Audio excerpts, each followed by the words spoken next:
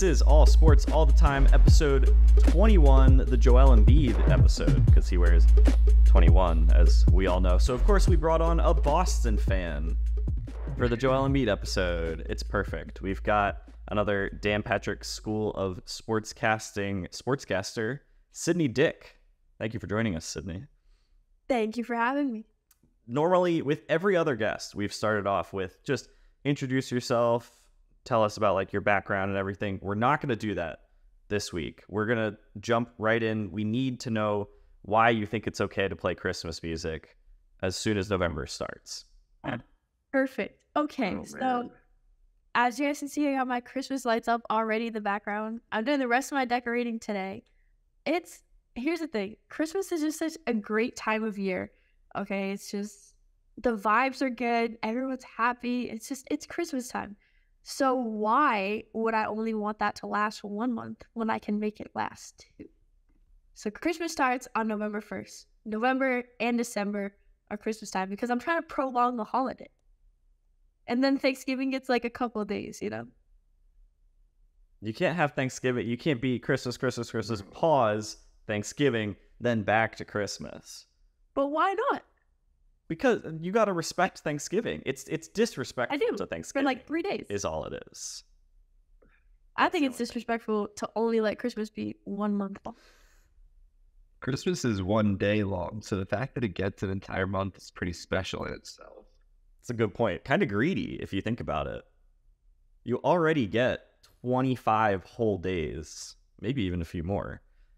So to try to make it 2 months, that's a whole 1/6 of a year. Too much. The Christmas lights in the background. That I'm fine with the decorating. It's the music that's more the issue for me. See, but you can't decorate without listening to Christmas music. That's a really good point. That's fair. You were listening to Christmas yesterday music. I have my speaker on, and it's just such a good vibe. Well, I mean, we have you outnumbered, but we'll have anyone listening feel free to comment because I think this is clearly a very controversial topic in our country right now, and it needs to be discussed. So, everyone, please let us know in the comments how you feel about Christmas music at this time of year. And also in Florida. We talked about this in class one day. It's worse in Florida than... Because it's warm. Yeah. She's playing Christmas music in class. It's 70 degrees outside. That's tough. I don't know how I'd deal with that. Like being in warm weather and still trying to celebrate Christmas.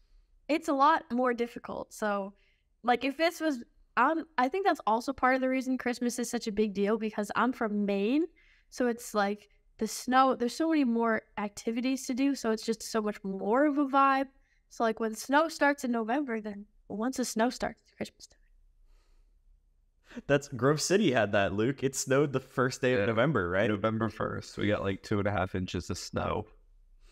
That's the main experience. I mean, it's Christmas time. You just proved my point. It didn't snow down here, and you're down here. I'm not getting on the Christmas music before December train because I'm very much on the train of Christmas music starts in December. But when it did snow that day, I felt very much like I wanted to listen to Christmas music. I withheld, but I really wanted to. Way to be strong, Luke. Yeah, the snow just does something.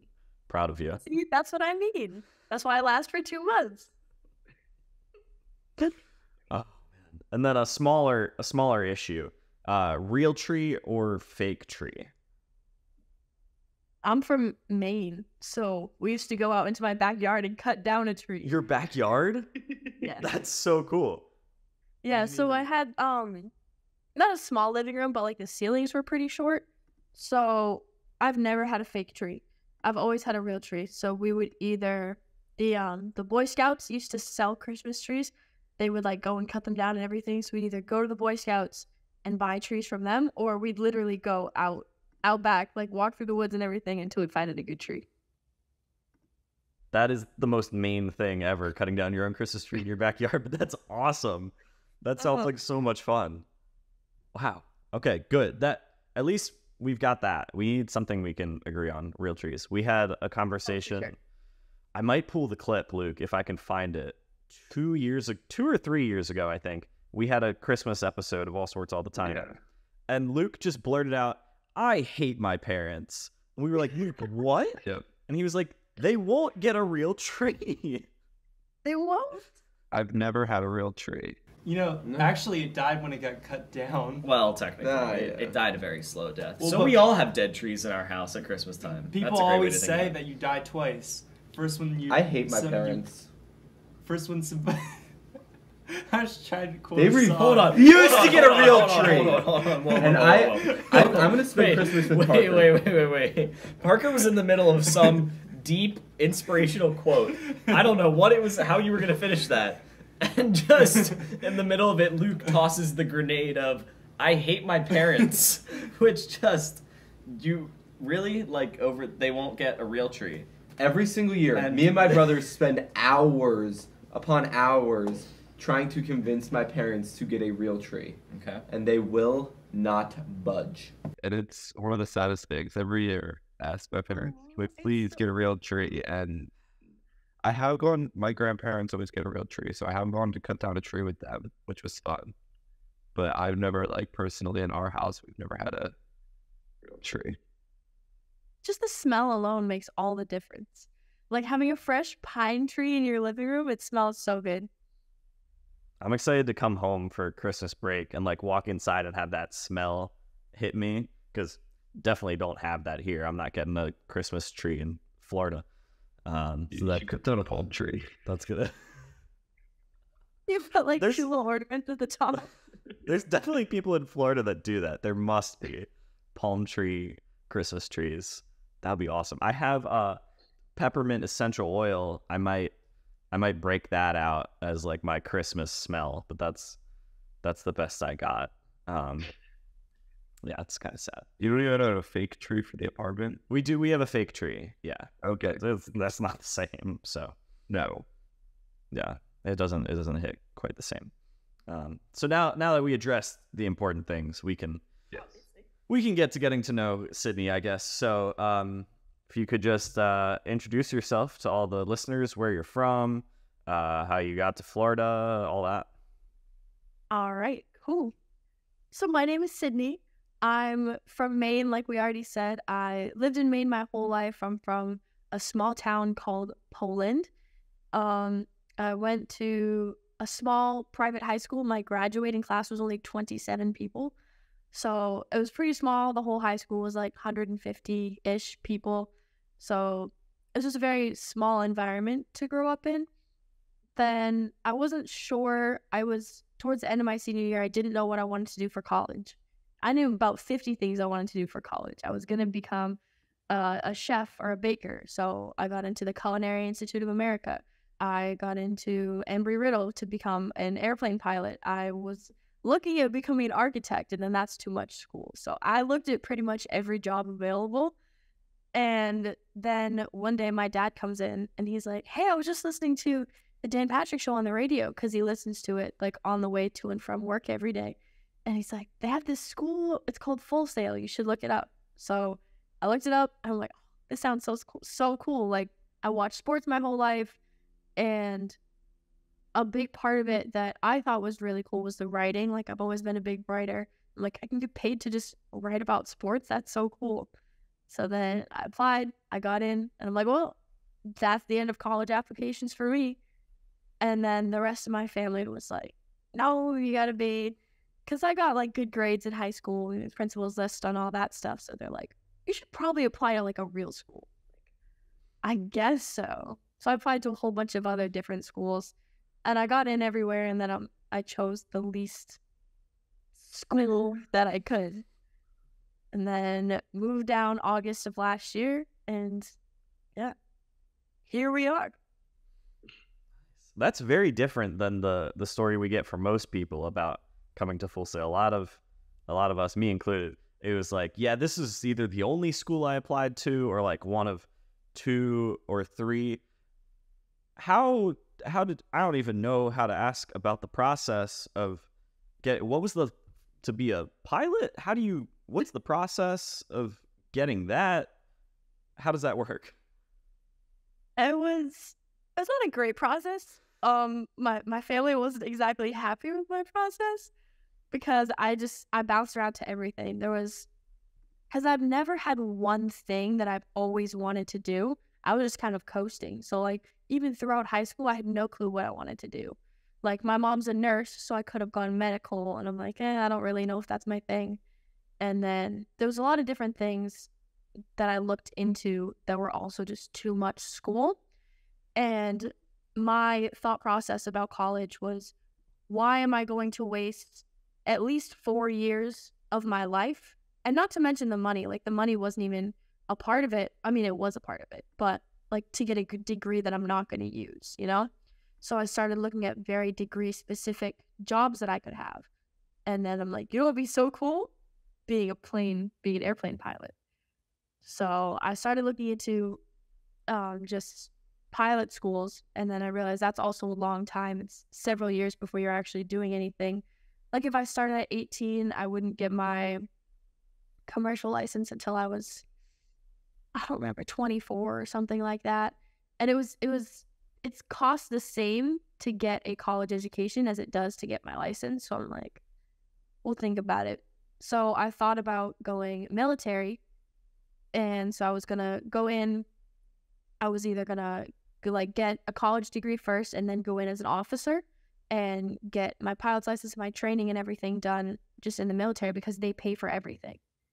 And also, if you go to like a pilot school such as like Embry-Riddle, like right down here, they have all these students and only a certain amount of planes. So like to get your hours in, to get your flight time and all that stuff is really difficult. So I'm like, oh, I'll just go military. They have the best equipment. They have all the time in the world. They'll pay for my stuff.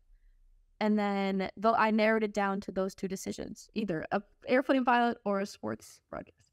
So, and then I'm like, wholesale sounds pretty cool. So then that was my thinking, was move down to Florida. If I don't like it, I'll just figure out something. Like it's only 2 years. And then I got here and I'm like, oh, that's for sure the right decision. Wow. That's a really cool. That might be one of the coolest like process to full sales stories we've gotten. Yeah, that's pretty cool. A good friend of mine back home, he is at Embry-Riddle right now for college, and yeah, he was telling me about the whole like situation with like lack of planes and like people trying to get their pilot license, and like I guess one of his friends went to Embry-Riddle to like, you know, become a pilot, and he hasn't gotten to start anything for the first like couple months of school, and like so he's going to be really behind in the program and stuff like that. And you know, it's not really his fault. They just don't have the resources or the time to, you know, commit to, you know, training him. So yeah, definitely made the right call. And with that being said, you know, making that decision between pilot or, you know, going to full sail, sportscasting, sports writing, whatever it is you choose to do, what's so appealing about that to you? What do you find that like is that one thing that like kind of pushes it above any other option that you could have had?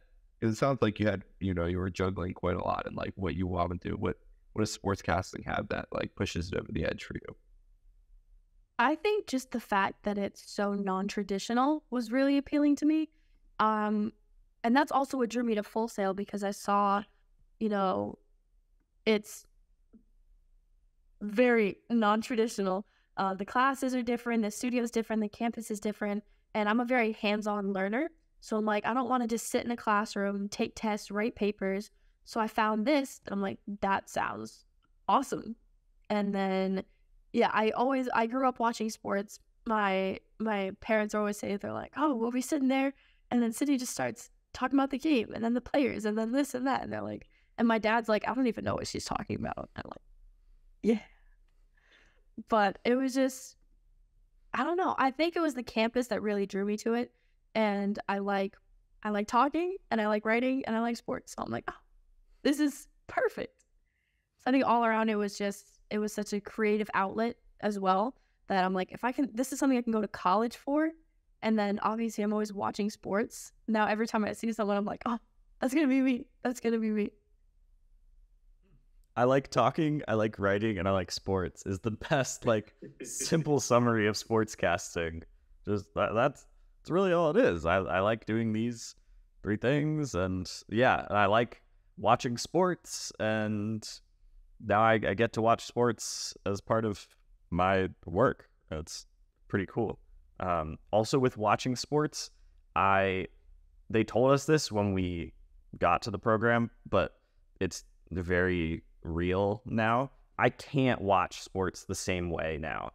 And it's cool, but it also sucks. Like it's just stuck in my brain forever now. What's the biggest way that's affected you? Like the most different it is watching sports now?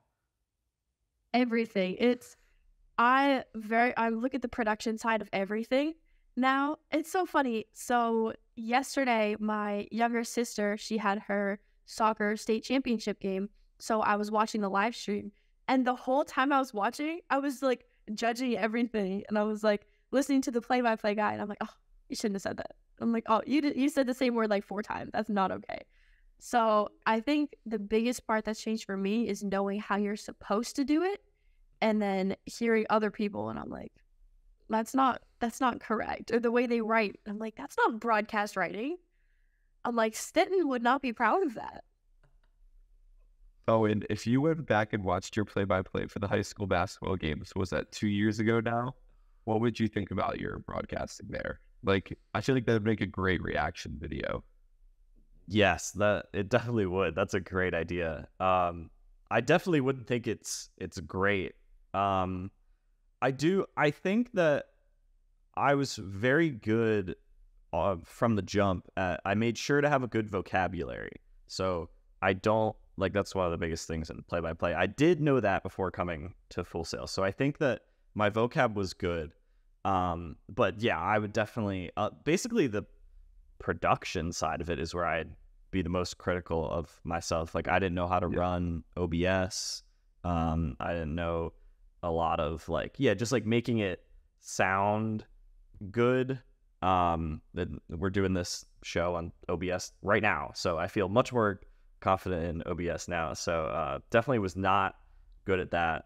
And then I'm sure there's a lot of other things that I probably could have said the score way more. You're supposed to say the score all the time. I definitely didn't say it enough. I'm sure there'd be a lot of little things that I would probably hate watching it back.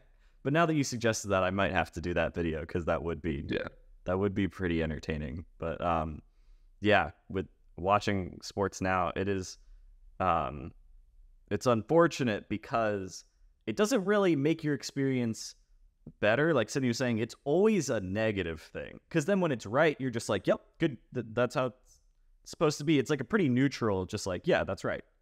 But then when it's wrong, it just irritates you. And so it's definitely more bad than good in affecting your live TV experience, which is unfortunate. But hopefully the goal is one day we'll be in the industry and we'll do it so that people don't have to watch and be like, oh, that was wrong. They'll be like, they did it right. So even watching, I'll be like, oh, take to the 2 box, and I'm like, where's my lower third? And like saying stuff like that and just watching that whole aspect of it, and I'm like, oh, that's a terrible camera shot. Like, what are they doing? So stuff like that. It's that part's not necessarily negative, but just knowing like the work that goes into it too. Or like if I'm watching football and it's like camera shot, I'm thinking in my head, I'm like, oh, that poor TD, I'm like, the director's like, take then this camera, then this camera, this camera. So it's hard to just focus on the actual game when you know everything that's going on behind the scenes to make it happen for you. That's a good positive note. I like that. It's not all negative. The positive is you have a much better appreciation for those broadcasts because that is so true. You're watching it and now you know everything that goes into making this happen. So that's a good positive. I like that. I don't know how to give background to this. This is just from like hearing random story. This is just background of being a classmate with Sydney. I know that you've sustained a lot of injuries over your own personal athletic career. that's the best backstory I can give all of you listeners. I'm sorry, I don't know exactly how to set that up for you, but Sydney's gone through a lot of different injuries, and I think there's some fun stories in there. So, exactly how many injuries have you sustained? Oh, so I never had an injury my entire life. I never even like sprained my ankle or did anything until sophomore year. So sophomore year, it's soccer season. It wasn't even soccer, it was preseason. So this was summer soccer. And I'm like, man, my knee's been like really hurting. And I'm like, oh, it'll be fine. And then I went to the doctors. And I'm like, should I get like x-rays? She goes, no, you should just start going to physical therapy. That'll help everything. So I go to physical therapy for like 2 months. I'm like lessening on soccer, like I wasn't allowed to run. And then it was like 2 months of PT. And I'm like, well, it's regular season now. I'm still missing out. What's wrong with my knee? It's not getting any better. It's actually getting worse. So he's like, oh, I feel like we should go get x-rays. And I'm like, I said we should get x-rays from the beginning. And then they look at it and they're like, oh my gosh, it's actually broken. I'm like, lovely. I'm like, so I've just been running on a broken shin for like 3 months. And they're like, yeah. I'm like, okay, good to know. So then, oh, another fun story about that one. So I have lots of fun stories. So they took a side-by-side of like both of my knees together to see what was wrong. And then they didn't call me. I had practice that day. So I was just sitting on the sideline. The athletic trainer for my school comes up to me and he's like, Sydney. And I'm like, what? And he's like, so they were just looking at your x-rays. And I'm like, yeah. And he's like, and they found some sort of like lump or mass or something in your other leg. I'm like, okay. So they were x-raying my left leg to see if it was broken, and they found a tumor in my right leg. I'm like, this is great. This is exactly what I need right now. So the people that did the x-rays and everything, they're orthopedic, not oncology. So as soon as they see a thing, they started freaking out. And I'm like, guys, it's not that big a deal. It's fine. Like, it's probably nothing. But they're not used to seeing anything cancer related. So they're like, oh my gosh, you have to go to Boston right now. Like, we'll make you an appointment for tomorrow, all this stuff. And I'm like, it's probably fine. It's probably fine. So everyone's freaking out about the right leg. And then we figured out it wasn't, like, it's not cancer. It's just up. It's just there. It's still there right now. It's just chilling. And then they finally went back and looked at the x-rays, looked back at the other leg, which was the problem in the first place, and went, oh, it's broken. You need to be in a cast for 6 weeks. I'm like, okay, thanks. So it was from my hip to my ankle. And I'm like, this is great. This is my whole soccer season. But if I had done it like 3 months ago when I said it in the first place, and I'm like, it's fine. But PT made me super strong. So then I was in a cast for the whole season. Come back to next soccer season. And yeah, so that was sophomore year. So then this is the beginning of junior year. And I'm like, my knee is hurting again. It was the same knee. It was a left knee. And they're like, oh, well, you partially tore your meniscus. And you developed like a plico, which is just this inflammation tissue due to it being in a cast for so long. So I'm like, that's just great. So I just didn't tell my coach. I just suffered through. It's okay. Come softball season. No, it wasn't softball season. It was wintertime. So this was junior year. Junior year was a little rough. So I decided I was going to play basketball. They only had 6 people on the team. So I'm like, oh, I'll help you guys out. I can't play basketball to save my life, but I'll try. So I also did, which is apparently not a thing like anywhere else, like down here, indoor softball. Just doesn't, it just doesn't. Never heard of that. Yeah, So- it's not really a thing. Yeah, so we played it through the winter. It was just at a big turf facility. So they had batting cages on the side. So we'd have batting every Friday night. And then we had games and scrimmages and everything on the turf. We just made it like a smaller field. So I had indoor softball. I went to go slide into second base, and my hand got caught under me like that. And my thumb went back. And I'm like, oof, I don't think I should be hearing snapping sounds. I'm like, that's not good. So it was immediately like huge, swollen bruise. I kept playing. I finished out the game. And then I'm like, dude, I think I just broke my thumb. I said that to my friend. And her mom was standing right there, and her mom's a nurse. She's like, Sydney, let me see. I'm like, no, it's fine. It's fine. Because I'm like, it's not, I didn't think it was actually broken. I'm like, it's not that bad. Like, it hurt, but it's not that bad.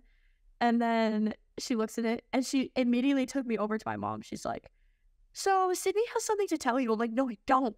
No, I don't. I didn't do anything. And my parents have always been very like, oh, brush it off. You're fine. Like, rub some dirt on it type thing. They're not go to the hospital and do this and whatever. And they were both like, we're going to get x-rays. I'm like, no, it's okay. It's fine. It's fine. So I spent the night, and then I went to school the next day. I couldn't move my whole hand. I'm like typing on my computer like this. And I'm like, yeah, Mom, it's pretty bad. I went to the doctors. They're like, oh, you snapped the bone in half. I'm like, lovely. So I had to call the basketball coach the night before the first game. And I said, hey, I'm going to get class. So that was fun. Wow. And they actually let me play in like one of the last games of the season. They let me go in. I had the full cast on my hand, couldn't do anything, but I tried my best. And I got fouled, and everyone got so excited for me. They're like, hey, you can shoot free throws. So I'm at the line. This is how I shoot. I have the ball in my hand. In my left hand, both of them bounced off the rim. I was so close to shooting and making points in a game with a cast on my hand. But it didn't work out. That would have been bragging rights forever. Like, Oh, I made a shot. Some NBA players, they've played with like the masks on for like broken noses and whatnot. I played with a cast on and scored. Literally. And I would have been talking about it to the other team too. I'm like, you let a cripple do that to you? So the thumb heels. On to the next one. Yeah. So the thumb heels, and then junior softball season. I was playing shortstop, and I ran over to second base to cover. And you know how you like drop your knee down behind the ball to like shield it, right? So I went to do that, and I stood back up, and I'm like, oh, that's not right. I looked down, there's like this like little thing on the side of my knee. So I'm like, I think I just dislocated my knee. I think I just popped it back into place. So I'm standing on the field, and I'm like, ooh, that was really painful. And then I'm like hobbling off the field. My coach goes, Sydney, you need to hustle. I said, Coach, I can't walk right now. So I go up to the trainer, and I'm like, I think I just dislocated my knee. And he's like, no, that'd be like really painful. I'm like, it was pretty painful. I'm like, yeah, I pushed it back in. And he's like, I don't think you did, that really hurt. And I'm like, pretty high pain tolerance. I'm okay. So I went to the doctors, I got x-rays, and the doctors were all like, no, that'd be really difficult. And then they see the x-rays, they're like, oh my gosh, you dislocated your knee and popped it back in. I'm like, almost like I told you that. So that was definitely the worst injury, because when your muscles are made, this is your joint, a little anatomy lesson. So your muscles are made to hold everything into place. So when all of a sudden it just yanks everything, and then it goes back in, which you're not supposed to do. If you ever dislocate something, don't put it back in yourself, because I messed everything up. But yeah, that one that still hurts like all the time. Like if I like squat down and stand up, it just like moves out of place a little bit, which is so fun. So if you ever see me like walking around and like adjusting, I'm pushing my knee back into its socket, which is always fun. But that was probably the worst injury, because it just tears everything. But I didn't need surgery or anything, so it was good. And I think that's most of them. The moral of these stories has been like the doctors not listening to Sydney and Sydney being right. Exactly. I'm like, you think I would know what I'm talking about? I was there. And they're like, yeah. But the dislocation, they're like, that would be like really difficult to do. And I'm like, I stood on the field and went, and they're like, because there's this thing you can do where it just kind of like moves a little bit and then goes back into place. I'm like, no, I pushed it. Like, I don't think so. And then they're like, wow, based on your tests? I'm like, I know, I did it. Man, That's wow. I don't know how I love sports injuries. Yeah, Luke, you've got a really good sports injury story. I don't. Yeah, that's actually what got me on the podcast for the first time. It is Really? Yeah, longer time listeners have heard it, but you should tell it again for anyone I should who share it. Yeah. is along. So I don't want to say I was injury prone. I had You were a catcher. injury. That's all. All catchers Yeah. are injury. It's gonna happen. So I mean, like I've broken fingers many times. Like that's not out of the common. Like I've broken fingers. One season I had an elbow injury, equivalent of like Tommy John pretty much. But since I was like 12 or 13 years old, it was like not fully that. So like I was fine. I didn't need surgery. I just rehabbed it. But then probably the worst injury I sustained from baseball was end of my like last year of I don't know, is 14 you considered little league? It's basically the first year before high school. Mm-hmm. Kind of in the last year of baseball before high school. Last game of the season. We're in the bottom of the 7th inning, which in this, age group is the last inning. There's 2 outs. I had just gotten, I was on first base. I was running to second. Somebody grounded into a double play. So I slid into second. I was out. It was a pretty easy double play. I was, wasn't surprised or anything like that. And so there's 2 outs. I'm walking back to the bench.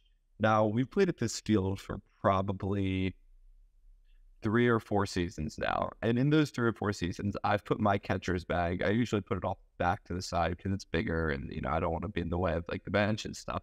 So I put it off and back into the side and stuff. And I put it in the same spot. There's a little dead patch of grass where I put it. So I put it in the same spot for like 3 or 4 years now. There's no surprise that my bag is there. Well, one of my teammates is warm-up swinging. As I go back to my bag to, put my helmet and gloves back and stuff, I don't know if I was getting my gear on or not. He's not warm-up swinging with a regular bat. No, he's using a weighted bat, like it's a weighted warm-up bat.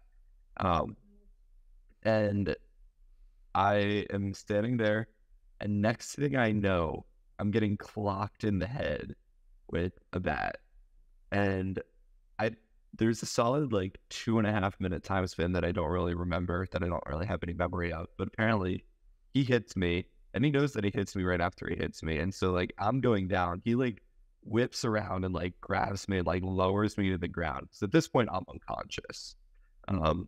So like his hands were on my head, and he had white batting gloves that were just full of red, just like they were soaked in blood. And the bench coach sees me go down, and then the head coach comes running in from third base. My dad, who's coaching first base, comes running in, and my dad was a physical therapist, so he had like a little bit of medical experience, but not really like this type of medical experience. He's like rehab and stuff.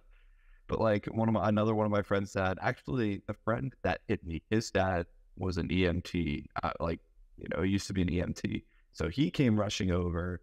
My mom came rushing over. Like everybody was over there. The game is, there's like 2 strikes on the batter at this point. The game is at a complete stop, complete standstill. We're losing by a lot at this point. Like, I mean, it's a blowout game. It's not even close. Like we're getting destroyed right now. So like the umpire, like, I'm taken care of kind of. Like I got like a towel on my head. I get in the car and go into the ER, and the umpire goes to my coach, "Hey, do you want to finish the game? Because there's like 2 strikes on the batter. There was like 2 outs." It's like, yeah, he's gonna strike out anyway. Just throw the last pitch. Like he was like number one, he was okay. Like he was probably gonna strike out either way. But even still, nobody was gonna take a swing at that pitch. Everybody just wanted the game to be over. And like I felt kind of bad because for a lot of us, it was the last game with that coach before we all went off to high school. And so like the plan after the game, we were all gonna, huddle up and, break down the season and, just enjoy the last moments we had together before that team kind of, broke up and, a bunch of us went to high school ball. And, we were probably gonna go out to dinner, ice cream or something like that, just to celebrate the season. Absolutely none of that happened.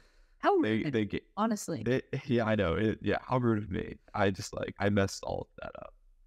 But they huddled for like 5 minutes, talked, then everybody just kind of left. It was dead. I was like, that's on me. So yeah, I got 9 staples right here. And if I didn't have hair covering it up, you'd probably see a pretty big scar. Didn't get That's so concussed. better than any of my stories. That was great. I don't know about that. That might be the title of the episode, just like sports injuries, something along those lines. But Who has the worst injury? yeah, Let's compare. my favorite part of that, Luke, is that you didn't get concussed. That's so impressive. I've had a concussion before, but that was not the reason of my concussion. I don't know. The same kid who hit me in the head with the baseball bat also gave me a concussion a year prior. That's personal. That's what I'm starting to think. Did he Yeah, not I'm like still you? I'm still friends with this kid, so Allegedly. be careful I don't know about around that. him. I don't know about that. Friend. It was like 2 days after the injury. Him and his mom came over because our moms are friends. We're friends, and they brought me like a gift card and stuff, just like checking in, making sure I was okay. And at that point, his mom didn't know that he gave me the concussion previous summer, and so at that point, his mom found out about that too. And to say she was a little upset is an understatement. Like the look that she gave him was such a disapproving, like, what are you talking about kind of look. You're trying to kill Luke, aren't you? Yeah, pretty much. But it was so funny. It's a good memory to look back on. Yeah. And then the way it got you on the podcast was just, I don't know, for some reason, Parker and I were like, we should have Luke on and interview him about what happened. And then I never left. And then he just he just stayed. And we were like, I guess he can stay. And then, yeah. I don't know why we thought it was like a great interview. It's a good story. I don't know. It worked out. So, Man, I don't know. You were looking for anybody and anything. yeah, it was like episode 9. We're on episode like almost 200 total now. So, yeah, I think it worked out all right. So, yeah, it's almost like there was titanium in your skull for you to not get concussed. Transition, not an injury. Sydney does actually have titanium in her skull. We've told a lot of... I was gonna say, speaking of titanium in your skull. the pro transition. We've told a lot of stories about it's not an injury, but like we don't have to get into all the details. But I feel like when you have someone on the podcast who has a titanium skull, it has to be brought up in some form. So whatever you want to tell the people about that, go for it. You don't have to tell the whole story. So how I was saying earlier, I was so nonchalant. I'm like, oh, there's a tumor in my knee. It's not that bad. It's because I already had one in my head. So in 6th grade, I'm brushing my hair and there's this weird bump. And I'm like, that's not good. Long story short, there was a tumor in there. It was like golf ball, I think they said, ish. And it like broke through my skull. So there was just no skull left. I'm like, oh, this is so fun. And so it wasn't cancerous. I didn't need chemo or anything. It was just a tumor. So all I needed was surgery. So I was going to say, wait, is your scar on the right side or the left side? On the left side. Oh, mine's on the right. I was going to say, we have matching scars. Mine's like along here like that. And it was 27 stitches, I think. Something like that. Yeah, it starts there and goes down to there. It's pretty solid. It healed really nicely. Like you can barely even see it. But yeah, they had to put so the plate itself is actually plastic, but it's like plastic that's harder than metal, I guess. So it's a plastic plate and then it has titanium screws holding it in. So I'm like, oh yeah, I got titanium in my head. But this, I can't feel any of it. It's totally numb. Interesting. We've never tested So when that. you go to the airport, do you like have to tell them that you have metal in your head? No, titanium's actually not magnetic. Unfortunately, that'd be such a cool story. But also, I cannot stick magnets to my head. I have really just sad, actually. right. And That would be cool. right? Nice little party trick. If I just show up, one of my dad's friends. This was like 7 years ago at this point. Yeah, I was 12. So 7 years ago, every single time I see him, he's like, Sid, I found an even stronger magnet than last time. I'm like, it's not gonna work. Every time I see him, he still tries. He just walks up and just like sticks stuff to my head. I'm like, okay, it's not gonna do anything.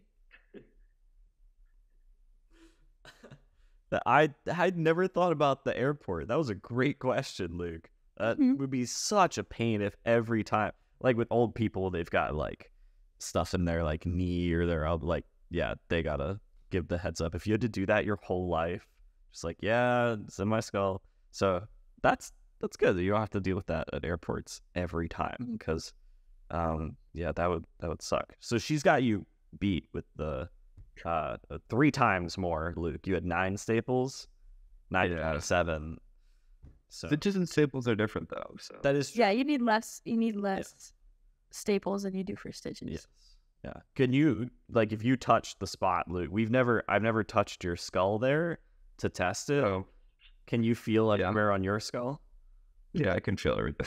Dang it, that would have been fun if we like unlocked a new thing of like we can touch Luke's head without him noticing. That's weird, Owen. I don't know why you would ever want to do that. That would be fun. No, people do that to me all the time. My little sister thinks it's the funnest game ever. She goes, the "Am I touching you" game. She'll just walk up. That's a weird title. Okay, whoa. Am I touching you? Am I touching you? I was on board with it until the No, I name. can't feel it. She thinks she's funny. She's not. The "Am I touching you" game sounds. Don't love that. Yeah, so she'll just walk up and she'll just like start hitting my head, and I'm just sitting there because I don't know what's going on. Or she'll see like how long she can stand there like this without me noticing. And I'm like, Ellie, and she's like, how would you know? Or she'll go like this, and I'll be like, yes. She's like, no, I'm not. Ha ha ha ha. She's 15 now and still does it. Oh yeah, younger siblings. That's no younger siblings. Not accurate. Yeah. Isn't there a part of like your elbow that people can like touch it and you don't The weenus. notice? Okay. I think that's happened to me one time in school. Like I found out about it. I was like, why are you touching my elbow? And then yeah. I don't think it's happened more than once, but someone touched my elbow for a while and I was like, oh, I didn't know that was a thing. So Venus. Thank you for that, Sydney. That was good. We got all over the place. Let's bring it back to Full Sail. Current day. What is your best story from your time so far at Full Sail? Oh, that's a good question. Like school related? Let's do best school related and best just like time in Florida, not necessarily like on campus or anything. Oof. Okay. School related. This gets harder as we started this series back in June. It gets harder as we've gone because there's more months that people have to reflect on.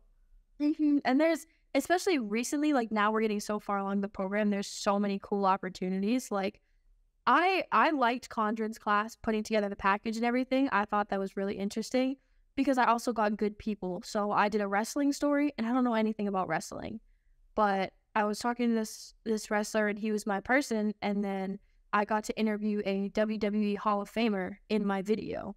And he was like a big star in the 90s and all this stuff. And he's like, oh, sure, I'll be in it. And I'm like, okay. And he's like, here's my phone number. Like, text me if you need anything.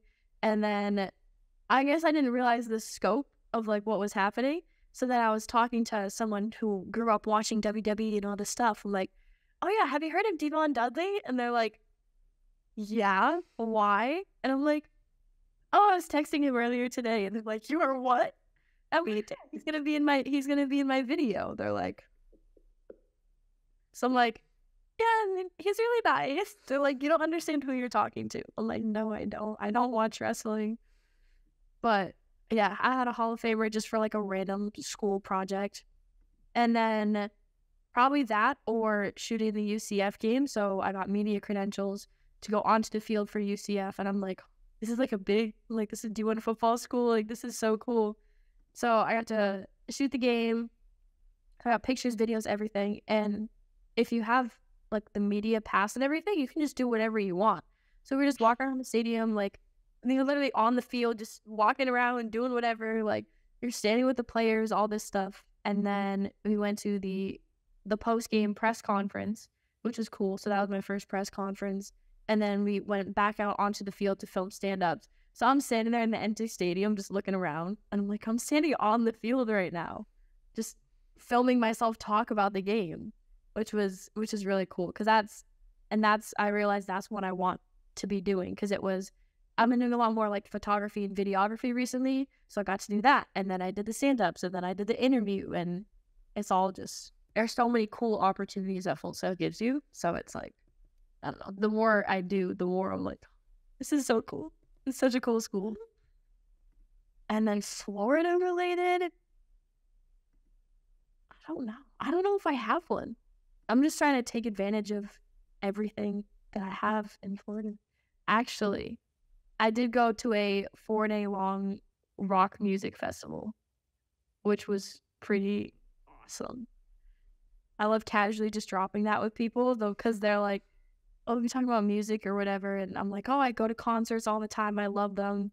And I was talking to one person, and they're like, oh, they said something about like being up in the pit. I'm like, oh, my first mosh pit experience was Slipknot. And they're like, what? I'm like, yeah, just casually go into mosh pits with Slipknot fans. And they're like, no, not at all. I'm like, well, that's pretty cool. So that was a lot of fun because I got to see all these different bands that I love and like grew up watching, and I'm like, they're right in front of me. Which like they don't go up to Maine, so yeah. So I got to see them here, but that's probably up there. That was really cool. 4 days. That takes like endurance for. By Sunday. I was so dead. Like it was the final band, and we were like 3 rows back from the stage, and it's this big name band and everything. We were right there, and they had a great concert. And then I'm like, I can't do anymore. I said, first of all, I'm about to go deaf. I can't hear anything. And so then we went out, and we were like standing at the way back of the crowd, just sitting there. I'm like, okay. I'm like, we can leave whenever. Like, I'm ready to go home. And it was a long 4 days, but it was awesome. I'm going back next year. It falls the week of graduation. So wait, you're going back, and it falls the week of graduation? Yes. So it was like I'll just stay here and then just drive. It's right at the Daytona Speedway. It's after graduation. It's the 9th to the 12th, and then we graduate on the 10th. Oh, so I'm literally graduating college and then driving up to Daytona to go see more concerts. Nice. And because my dad was saying, oh, that sounds so cool. And it happens to fall the weekend that they're down here. And he's like, I'm going. I'm like, okay, I'll go too. There you go. Wow, that's crazy. Huh. That's going to be really fun. So, exciting. Yeah, graduation, then boom. Exactly. That'll be crazy. Wow. Nice. We're about at 50 minutes. You've got one more question, right, Luke? And then we've got a game. Yeah. We should be sitting at an hour, and then we can have Sydney. Actually, quick, just appreciation. Round of applause for Sydney. She joined despite the Patriots game going on right now. That's awesome. She is currently missing the Patriots game as we speak. So yeah, we'll get her to watch the Patriots game very soon. And I am on the All Sports All the Time podcast. Good point. I feel famous. He's like, can you be on the podcast this weekend? I'm like, I can. So excited. Well, going back to kind of what you were talking about with UCF and being on the sideline and how you enjoyed doing the stand-ups and the media with the photography and the videography, what are your goals in this industry? You graduate Full Sail after your concert, obviously. After you go to concert, take a quick break, go to concert. But once you graduate Full Sail, what are your goals in this industry? Where do you see yourself, say, in 10 years? See, that's hard because I do want to be doing something on camera. So dream job, I'd like to be either a sideline reporter or like a show host. Definitely sideline reporter is my number one for preferably the NFL, but I'll do any of the big three. I do NFL, NBA, MLB. I watch all of it. So being a sideline reporter for that, but the more I've gotten into Full Sail, I like the behind the scenes just as much as I like being on camera. Like recently I've been doing a lot of freelance like videography and stuff, which is so cool. And then putting it together and editing and all that stuff, I also really enjoy. And like going into the studio, directing shows, doing all that stuff. So I'm also open to behind the scenes because I think it's just as interesting as it is in front of the camera. But eventually, sideline reporter for the NFL is like end goal. That'd be perfect with a little freelance photography on the side. There you go. That's pretty cool. And with behind the scenes, I was in the studio. I don't remember, a couple days ago.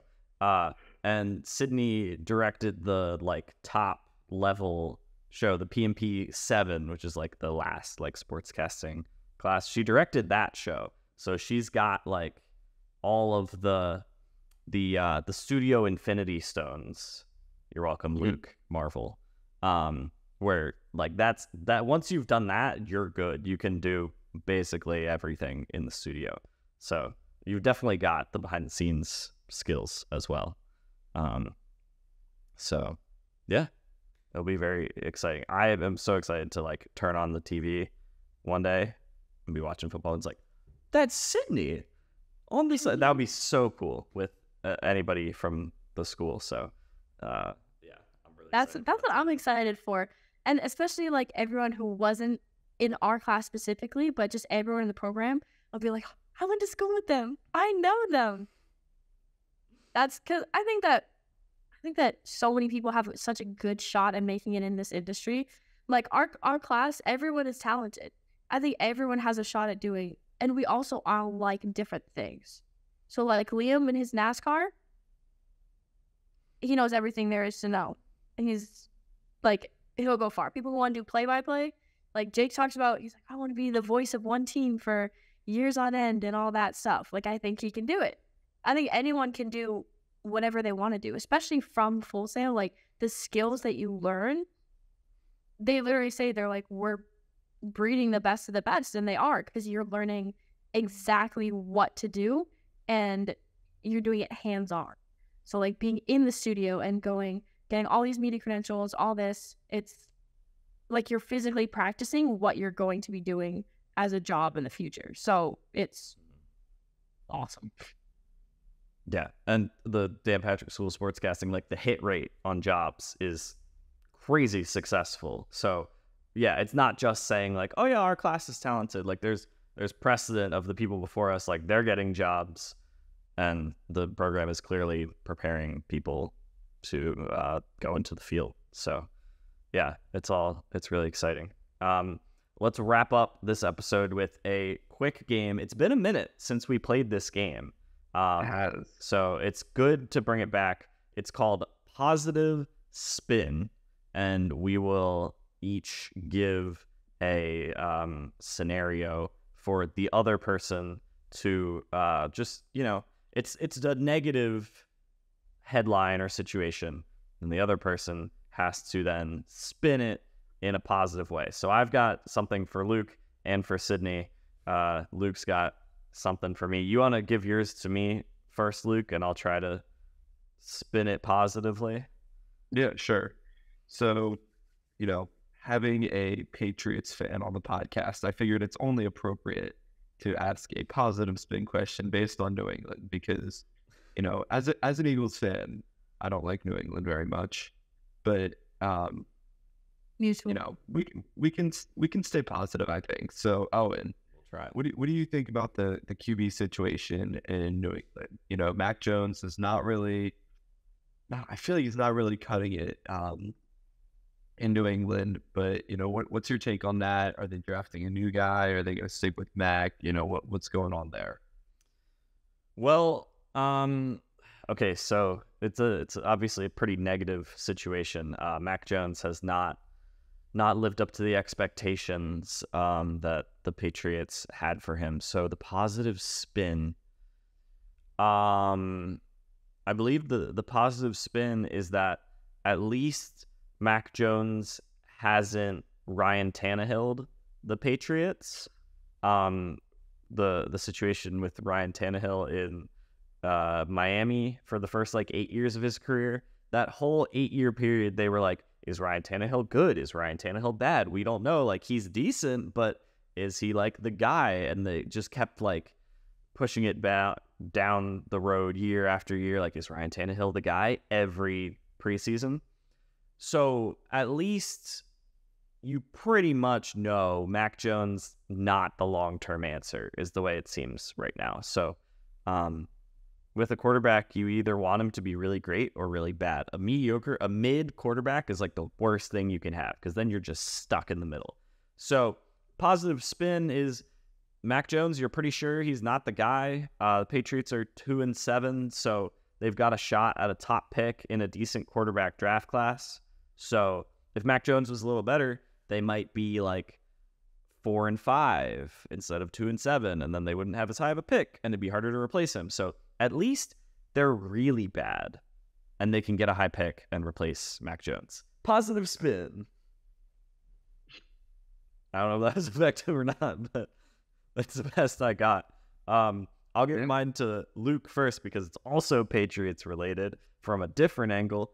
Give the Patriots fans a positive spin on the reports that after this year, a disgruntled Bill Belichick may be parting ways with New England. Yeah. I think, as a New England fan, it might be tough to see this. He brought 6 rings to New England with Brady at the helm. And so I think a lot of people might see it as, why are you getting rid of this guy? He's going to be a Hall of Fame coach. But in reality, I think they need to see it more in the terms of it's time to start a new era. You can't start new while holding on to the old. I think when they brought Mac Jones in, I think what they tried to do was they tried to continue the Brady era without Brady and any of the pieces that he had. I don't think they went into a rebuild. I think they maybe showed that they were going to start trying to rebuild and then just didn't. I think sticking with Belichick, he's still in the mindset of we're in the Brady era, but there's no Brady to carry the Brady era. So I think that as a New England fan, you should see hope in the fact that you'll be getting a new coach, and with that you hope that you get a good coach. But I think there's hope in getting a new coach in that maybe they do let go of Mac, maybe they do move on to someone else. They let go of Belichick and move on to someone else.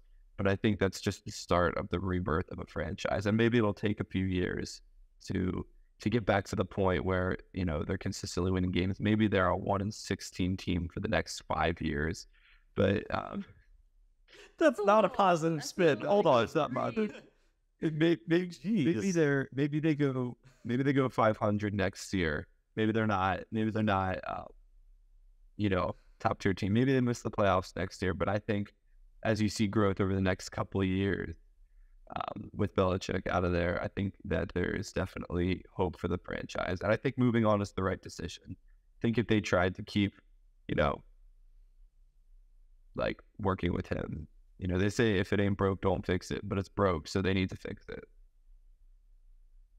I like that. You threw in 2 deep quotes there. If it ain't broke, don't fix it.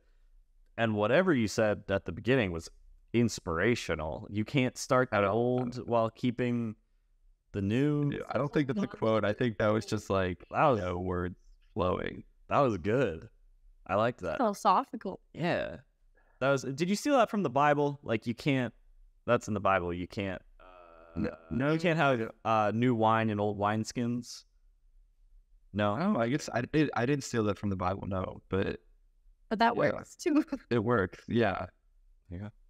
It was just it was a deep inspirational thing. So thank you for that. And then you said they might go 1-16 for 5 seasons and kind of. Yeah, I got a little carried away there. I feel like every game myself. That might have been a little bit personal, but I don't think so. No, just what is this team for 5 seasons? They exist. Their bodies, it might not be great, but they exist. Yeah, 1-16 is crazy. That is all extreme. They got all carried away there. For 5 seasons. That'd be such a rough 5 years. Man, put me on the field single-handedly. Don't even put a team around me. I won't go 1-16 for 5 years. She'd figure out I'll one. win at least 2.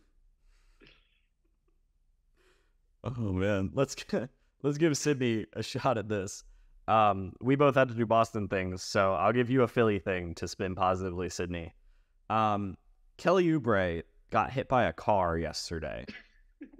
Luke, are you laughing at him getting hit? No. You can't laugh at a guy getting hit by a car, Luke. Oh, you know how it gets. You know how it gets. Sorry. Man, the callbacks in this episode are crazy. We called back the story, how you got on the podcast. Another callback 2 years ago when, Sydney, do you remember when Tyrod Taylor punctured his lung? Luke, Maybe. Stop laughing, dude. You're digging yourself a hole. I can't. Please believe it. We can't. He said Kelly Oubre got hit by a car and he lost it. No, I laughed too though because you went, this is a positive spin podcast. Kelly. Yeah. Okay. All right. Yeah. Deep breaths. Deep breaths. When Tyrod Taylor, I believe it was the 2020 season, might have been 2021. He punctured his lung. Somehow somebody on the sideline, like the medical staff, punctured his lung. Oh yeah, I remember that. Yeah. When that happened, we were doing the podcast back then, of course. We've been doing it for a while. Luke, for some reason, found that hilarious. The punctured lung. Because of the memes that resulted from it. There's a lot of memes. I'm really going to have to go back in old episodes and find these now. I'm Now not hear happy me about out. Tyrod Taylor's lung getting punctured because that's Although I think terrible. the team doctor got fired, but now He he, did? has more. Good for He him. probably did. Good for But him. now he has more time to manage his Justin Herbert fantasy team. You stole that from a meme. But the memes are good. What? Are you saying that The memes? it's worth it for Tyrod Taylor to get his lung punctured, Luke? No, I don't. I never said That's it was what a it good thing. sounded like I to me. literally You said the just memes said- are good. You literally Yeah. said it's a good Yeah. thing. No, I said Referring the to memes the are good. memes. I said the memes are And good. the memes came to be because his I lung got literally- punctured. Yeah, but the memes are good. But his lung got That's punctured. not good, but the memes Exactly. are You fine. know that saying? There you can't be never- one without the you other. never know how somebody feels until you walk in their footsteps, in their shoes. In their shoes for Yeah. a mile. Well, guess what, Luke? Oh my goodness. I feel like You just whipped that out. I am so Jeez. terrified right now. Guess What is that? I don't want to be a meme. Why did you... So you're saying... I thought you were saying... Let's do it. No, for the no, memes. let's not. No. I'm just kidding. Parker's jokes that it's just collapsing with laughter. Just like The Tyrod Tiara. Taylor's lung. And now Parker's collapsing. Just like Tyrod Taylor's lung in the memes. Well, the memes are collapsing. They're thriving. Yeah, exactly. But since then, anytime anybody's gotten injured, we've intentionally tried to make it seem like Luke thought it was funny. Like anytime an injury came up, we'd be like, "Oh, is that funny to you, Luke?" Huh? And yeah, so we had to work hard. Luke Kelly Oubre got hit by a car. This time I didn't even have to try. You just gave it to me by laughing. Oh man. Ridiculous. It's the way you said it so nonchalant. You were just like, okay, Sydney, it's your turn. And I'm gonna get You're like, we're gonna talk about Philly. So Philly Oubre guy at my car. That may or may not have been intentional. Kelly Oubre's been having a great season. Fantastic for the Sixers. They got him on the veteran minimum. He's been playing great. And then he gets hit by a car yesterday and went to the hospital, and we don't know details other than he will be out for a significant period of time. So what's a positive spin you can give Sixers fans to make us feel a little bit better? he's alive. I don't Yeah. There we go. Yeah. know, non-life-threatening injuries. That's what I was reading.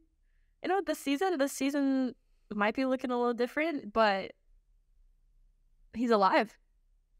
That's Positive. yeah. That was a great positive spin. Short and sweet. That's yeah. I think that might be the best positive spin we've had. just because it